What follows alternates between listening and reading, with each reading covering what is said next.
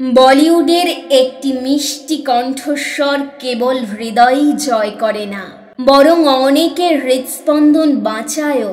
আজ পলক মুচ্ছল কেবল একজন গায়িকা নন, হাজার হাজার শিশুর জীবন রক্ষাকারীও। ইন্দোর ভিত্তিক এই গায়িকা তার পলক পলাশ চ্যারিটেবল ফাউন্ডেশনের মাধ্যমে ৩,৮০০ জনেরও বেশি সুবিধাবঞ্চিত শিশুর হৃদযন্ত্রের অস্ত্রোপচার করিয়েছেন।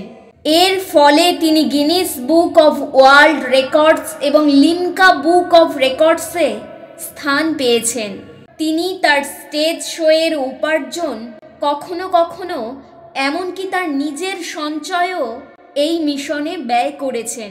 পলক এবং তার ভাই পলাশ শিশুদের জীবন বাঁচাতে প্রতিটি পয়সা উৎসর্গ করেন। তাদের গল্প সত্যিকারের অনুপ্রেরণা। ছোটবেলায় ট্রেনে সুবিধাবঞ্চিত শিশুদের দেখে তিনি সাহায্য করার জন্য দৃঢ় প্রতিজ্ঞ হয়েছিলেন।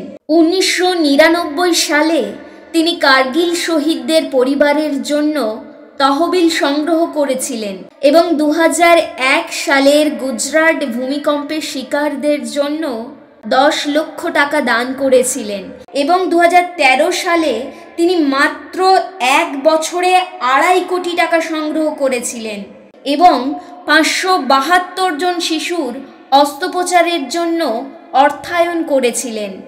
আজ মেরি আশিকি, কন তুঝে এবং প্রেম রতন ধন পায়োর মতো সুপারহিট গান থেকে এই আয়ের একটি বড় অংশ এই ফাউন্ডেশনে যায়।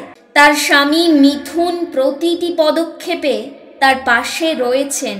তিনি বলেন, যদি কোনো স্টেজ শো না থাকে তখন সঞ্চয় দিয়েই কাজ চালানো হয়, কারণ প্রতিটি এমার্জেন্সি কেসের গুরুত্ব সবচেয়ে বেশি।